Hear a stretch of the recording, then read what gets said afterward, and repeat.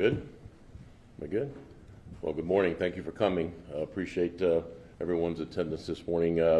Today I'm proud to be joined by the U.S. Attorney of the Middle District, Roger Handberg, ATF Special Agent in Charge, Kurt Howard, and Chief Deputy with Hillsborough County, Joe Maurer, Hillsborough County Sheriff's Office. Today we're going to talk to you about an incident that occurred in January of 2022. A lot of you will remember it was an incident involving a shooting and a pursuit out on the New Tampa Highway that resulted in ultimately some gunfire being exchanged between Lakeland police officers, ATF agents, and the suspect involved in a series of carjackings and armed robberies that had been occurring the previous days in Hillsborough County and in the Plant City area. This was brought to fruition because of a cooperation that the Lakeland Police Department has along with the federal partners in Hillsborough County Sheriff's Office and the ATF and the U.S. Attorney's Office of Project Safe Neighborhoods. We had a couple detectives over in the area along with some ATF agents that were conducting surveillance on an individual by the last name was Cabrera, and we were finally located him in the Plant City area. Detectives tried to stop him, and that has engendered a pursuit that came down I-4 and ultimately ended up in a shooting on New Tampa Highway. I want to make a couple brief comments, and I'll hand it over to the U.S. Attorney, Roger Handberg, to make some additional comments. But I want to talk about the partnerships that we have with our federal partners, Hillsborough County.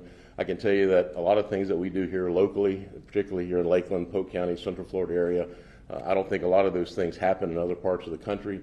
Maybe they do, but speaking with other police chiefs from across the country, I can tell you they don't have the partnerships and the cooperation that we get from our federal partners and local partners, and we're very blessed that we all get along, we all work together, and we all work very hard to take folks that are evil off the street. And make no mistake about it, there are evil people in this world, and they attempt to do harm.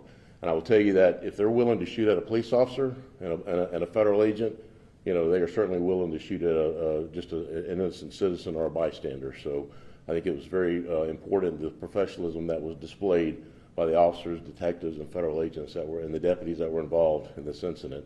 They went from being involved in a pursuit and a running gun battle with this individual to when it came to an end, they immediately switched over and started providing first aid. And that just speaks to professionalism and the training and the cooperation that we put all of these men and women through that work in these different law enforcement agencies. So I couldn't be more proud of the way they handled it.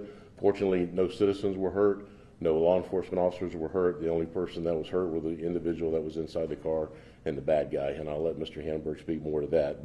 But I couldn't be more proud of the partnerships and the relationships that we have with our federal agencies and our federal partners and our county partners as well. So today we're going to go into a little more detail and tell you some of that, and at the very end we'll answer some questions. So again, thank you for coming, and with that I'll hand it over to the U.S. Attorney, Roger Handberg. Well, thank you very much, Chief Taylor, for having us here today for this important announcement about another great case done by the law enforcement agencies you see here today. My name is Roger Handberg. As the United States Attorney for the Middle District of Florida, I have the privilege of serving as the Chief Federal Law Enforcement Officer for 35 counties in Florida. Since taking office almost 3 years ago, I have prioritized working with our law enforcement partners to aggressively investigate and federally prosecute perpetrators of violent crime. These focused efforts have paid dividends. During my time in this role, my office has increased our number of violent crime prosecutions by more than 75%. There is one primary reason for this success, and that is the law enforcement agencies who are our partners on these cases. Every day, my office is privileged to get a chance to work side by side with our law enforcement partners to protect our community from those who seek to engage in violence. Today, I'm here to tell you about one of these successful prosecutions. And with me are representatives of the three agencies who worked on this case. You've already met Chief Sammy Taylor with the Lakeland Police Department. We have Chief Deputy Joseph Maurer with the Hillsborough County Sheriff's Office, and Special Agent in Charge Kurt Howard with the Bureau of Alcohol, Tobacco, Firearms, and Explosives. The work that these three agencies did on this case, well, it was simply incredible. The defendant, Francisco Cabrera, was a violent criminal who engaged in a terrible crime spree. Over a period of just 6 days, Cabrera committed 3 armed robberies, a carjacking, attempted murders of police officers and federal agents, and a dangerous high-speed chase on I-4. Because of the hard work and dedication of the Lakeland Police Department, the Hillsborough County Sheriff's Office, and ATF, the defendant's crime spree was stopped. The defendant was arrested, and he was indicted by a federal grand jury and charged with every possible federal violation, including robbery, carjacking, attempted murder, and possession of a firearm. Cabrera was convicted. He pled guilty to 9 separate federal crimes. And last week, a federal judge in Tampa sentenced Cabrera to 38 years in federal prison for his crime spree. Let me tell you some additional details about this case and the outstanding work that law enforcement did on it. Francisco Cabrera's crime spree started on January 13th of 2022. On that day, he walked into Puffy's Smoke Shop in Plant City and selected a number of items. As he was standing at the checkout, Cabrera brandished a black pistol and demanded the clerk give him money from the register. During the robbery, Cabrera removed the magazine from the firearm in an effort to further intimidate the victim. That is something that he repeated again in another robbery. Cabrera's crime spree continued the next day. On January 14, 2022, at 10:25 in the morning, Cabrera entered Hazy Days Smoke Shop in Brandon. And just like in his prior robbery, Cabrera selected a number of items and approached the clerk as if he was going to be checking out. At the register, Cabrera pulled out a handgun and demanded money from the clerks. Cabrera once again removed the magazine from the pistol, showed the clerk the bullets, and said, "This is for real." After displaying the loaded magazine, Cabrera reinserted it into the pistol while pointing it at the victims. Cabrera's criminal conduct continued to escalate from there. A few days later, on January 17, 2022, Cabrera entered a Marathon gas station in Plant City and approached the clerk with a case of beer. He brandished a pistol while simultaneously demanding money from the cash register. Cabrera pulled the slide of the firearm, showed the bullet to the victim, and said, "Give me the money, or I will shoot you."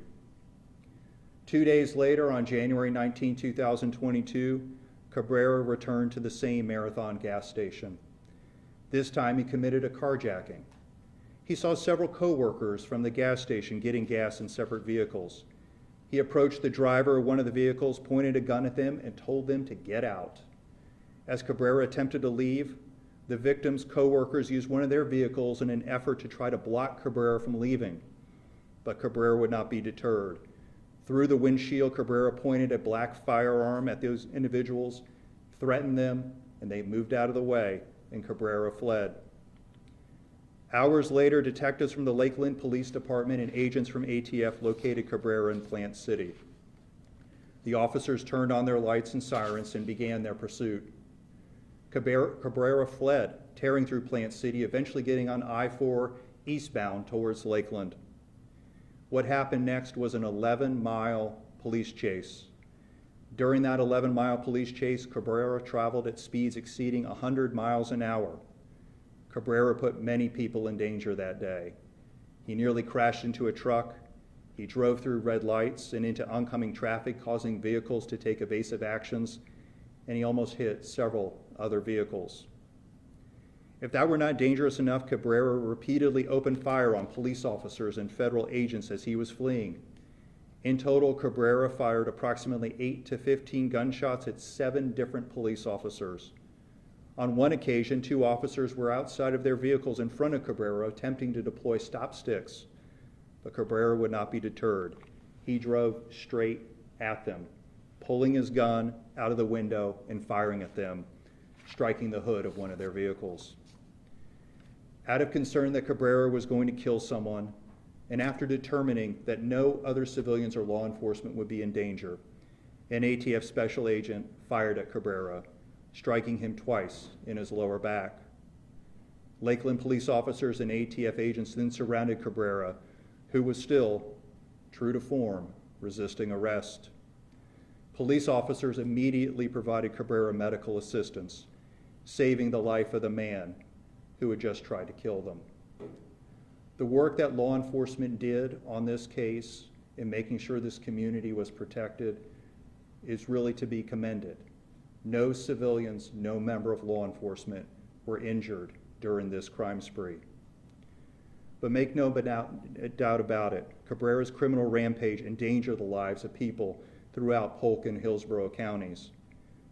To him, it did not matter who you were, whether you were an employee working a shift at a store, whether you were a person filling your tank of gas at a gas station, whether you were a police officer attempting to do a traffic stop, or whether you were just someone driving on I-4, no one was safe. Because of the outstanding investigation done by the Lakeland Police Department, the Hillsborough County Sheriff's Office, and ATF, Cabrera was apprehended and his crime spree was stopped. Cabrera was federally charged.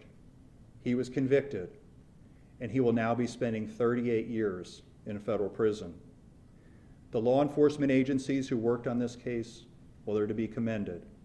Given Cabrera's pattern of escalation during his crime spree, the work that law enforcement did on this case undoubtedly saved lives. This investigation is one great example among many of how local and federal investigators are able to effectively work together to protect our community. In the last year, my office has worked hand in hand with the Lakeland Police Department, the Polk County Sheriff's Office, ATF, and the State Attorney's Office on cases arising from crimes committed here in Polk County. And we've seen some extraordinary results. Working with our law enforcement partners, my office has federally charged over 50 defendants who have committed federal crimes in Polk County. Those offenses have included large-scale drug trafficking, possession of firearms and machine guns, money laundering, robbery, carjacking, bank fraud, and various shooting-related offenses. I'm here today to commend the agencies for their outstanding work on the Francisco Cabrera case, as well as every other case they've investigated in which my office is prosecuted in federal court. Investigations of this breadth and scope are not easy, nor are they always quick. These cases require meticulous work by excellent investigators to put together the evidence that will support prosecutions to combat violent crime. And that is what we have with the agencies who serve the people of Polk and Hillsborough counties. I want to commend them for working together as a team to develop the evidence that led to the federal conviction in this case and so many others that we work together. Through their excellent work and partnership, more than 50 defendants have been charged in federal court. Let this be a message to anyone who seeks to commit violent crime in this community. As you can see from the law enforcement agencies here today, and as you've heard from the incredible work that they did on this case, you will be investigated. And if you endanger the lives of our citizens and law enforcement, we will use every lawful tool that we have to hold you accountable for your crimes, no matter where you operate or no matter how you try to hide. And if you have violated federal law, the United States Attorney's Office will seek to pursue charges against you in federal court. We're united together in our mission to keep this community safe. I'd now like to turn it over to Special Agent in charge with the ATF, Kirk Howard.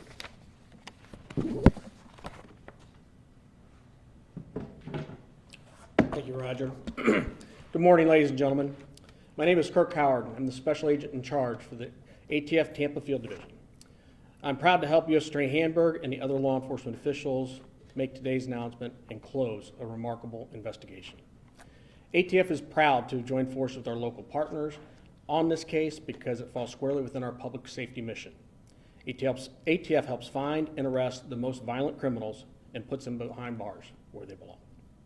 In January of 2022, my division's Serial Pattern Armed Robbery Technical Apprehension Team, or SPARTA, group launched an investigation into Francisco Cabrera, an armed violent offender responsible for 3 commercial armed robberies and 1 armed carjacking across Central Florida in less than a week. On January 18th, 2022, the SPARTA group assembled a joint arrest team comprised of members of the Hillsborough County Sheriff's Department, the Plant City Police Department and the Lakeland Police Department to take Cabrera into custody on a federal armed robbery warrant. The next day, January 19th, the team encountered Cabrera in Plant City, driving a stolen vehicle identified through intelligence, witness interviews, and video surveillance collected during the robbery investigation. The operational plan included covertly following Cabrera with the intention of pulling him over safely and apprehending him. The team's plan, however, was short-lived after Cabrera spotted a police vehicle. Cabrera immediately fled, driving east into Polk County at speeds exceeding 100 miles per hour during rush hour while firing blindly at officers who were in pursuit. The team's collective bravery, intestinal fortitude, and training kicked in. Although shot at repeatedly, the joint arrest team maintained its composure and restraint as it pursued Cabrera. One of our federal agents maintained close pursuit of Cabrera despite the barrage of gunfire and heavy I-4 traffic. As the approximately 12-mile chase entered a relatively low-density area, the agent made a calculated decision to discharge his firearm through his windshield to protect the public from Cabrera's reckless spree. Those shots wounded Cabrera twice in the lower back and, more importantly, provided the necessary time and space for the Lakeland police officers, ATF task force officers from the Hillsborough County Sheriff's Office to converge on the offender's vehicle, apprehend a very much still defiant Cabrera, and immediately administer first aid that undoubtedly kept Cabrera alive to this day. Impressively, no one was injured during this dangerous ordeal. Cabrera would later plead guilty to these federal charges: 3 counts of armed robbery, use of firearm in furtherance of crime of violence, armed carjacking, and possessing a firearm and ammunition by a convicted felon. It's too early to tell what else Cabrera may face in his legal future, but I can confidently say the Floridians are much safer with Francisco Cabrera locked up in prison, where he can no longer threaten our communities. I'd like to thank the members of the task force, including some of the folks here today who were brave enough to go out and apprehend Mr. Cabrera. I appreciate your loyalty and your bravery during that. With that, I will turn this over to Chief Deputy Joe Morrow, from the Hillsborough County Sheriff's Department. Good morning, everybody, ladies and gentlemen. On behalf of Sheriff Chad Cronster, it is my honor to be here as this is an example, a prime example of how collaboration and collective partnerships work in combating evil. Ladies and gentlemen, you just heard a story that sounds like a movie. It wasn't a movie, it was reality. Task force officers, police officers, federal agents put their life on the line to apprehend an evil individual, Mr. Cabrera, as described just previously by my peers up here. I want to thank the U.S. Attorney's Office, the Lakeland Police Department, Alcohol, Tobacco, Firearms, and Explosives for their exceptional collaboration in this. 3 commercial robberies, 1 carjacking in 6 days. The federal warrant was issued 5 days prior. 5 days after that. 5 days into the 6th day. This is a wonderful, wonderful example of how collectively law enforcement agencies combat evil, and specifically violent crime, ladies and gentlemen. That is our #1 priority. You heard the U.S. Attorney say working collaboratively to enforce that and to keep this community safe. That is the only way that we can do that, ladies and gentlemen. Not the Hillsborough County Sheriff's Office, not the Lakeland Police Department, or not the ATF. Collectively, together, we combat that. Thank you very much. I'm so proud of each and every one of these officers, these task force officers, as they put an end to this evil display. Thank you. Questions? Mr. Hamburg, since you're here, you listed your accomplishments when it comes to violent crimes, in this case and others. With the election of Donald Trump, what can you say about your future in this position? Will you be trying to stay on? So I have been a federal prosecutor. It'll be 22 years at the beginning of December. And for almost 3 years, I've had the privilege of serving as the United States Attorney. So every day I get a chance to serve in this role. It's a real privilege, and I appreciate it. And I'm really proud of the work that my office has done during the 3 years that I've served in this role. Our number of indictments is up 60%. Violent crime cases are up 75% or more. Immigration cases up 69%. Child exploitation cases up 70%. White collars up 53%. drug trafficking cases up 33%. So what I can say is it's been a privilege to be in this role, and I will look forward to every day I get a chance to do it. But it's really the people who really do the work. I am the United States Attorney, but I know, and I've always known, I'm just a temporary steward in this position. And it's really the work of the people of law enforcement, the work of the people in my office who do that work, and they're going to continue to do that work. And I look forward to working with them for as many days as I have. Are you expecting to stay on? What do you think? I don't have anything further to say other than what I just said. I have a question about the length of the sentence for Cabrera. Is there anything significant about that, or is it common for a defendant with these types of charges to get that length of sentence? Well, in federal court, anytime someone is sentenced, the court will look at, and in this case, we charge, the applicable mandatory minimums when we can, and then what the court will do is they'll take account of the sentence. They'll take into account the fact, for instance, that this defendant attempted to kill members of law enforcement, put people in danger, and then what the court does is it fashions a sentence based on the individual facts and circumstances of the case. And because each sentence in federal court is individualized to the defendant, I don't really make assessments as to where it falls. I mean, I think 38 years is an appropriately long sentence for the conduct of Mr. Cabrera. But one of the messages I really want anyone in this community to know, and one reason we wanted to do this press conference was there was a lot of press about this when this happened. This was a terrifying incident. For people who were just driving on I-4 and having a car go at 100 miles an hour, firing a gun. And we want the community to know that because of the incredible work of these law enforcement agencies, no one other than Mr. Cabrera was injured. That is an incredible result. But we also want people to know that justice was done in this case through the 38-year sentence that was imposed. Let me ask, the 38 years, does that have an option of early release on parole? Do you know? The federal system does not have parole. So parole has been abolished. So a defendant in federal custody can get some amount of time off their sentence for good behavior, usually up to 15%. But we do not have parole in the federal system, so he will serve that 38-year sentence. The other thing that was mentioned is that it was stated it was unclear what he may, or reference to what he may face in the future. Are there other pending charges against Mr. Cabrera that you're aware of? We don't have any pending federal charges against him. I can't speak to what any state authority might do. What does it say to you, if anything, that he pled guilty to all the charges? Well, for us, because of the quality of work that our law enforcement partners do, whether someone pleads guilty or goes to trial isn't something I comment on. What I can tell you is that the work of these agencies, and we see it time and time again, the members of this community, the members of Hillsborough County, you should be proud of the law enforcement agencies who work and serve you, because, at least in my opinion, their cases hold up to the very highest level of proof that we have in our system, which is proof beyond a reasonable doubt.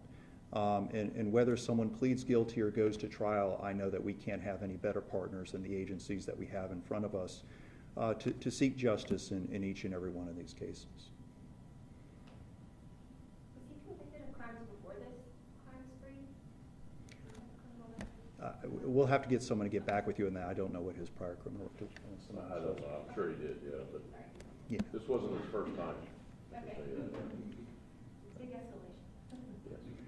No, it was a terrible escalation, and that's what. And there was so much work that gets done behind the scenes by these agents and officers.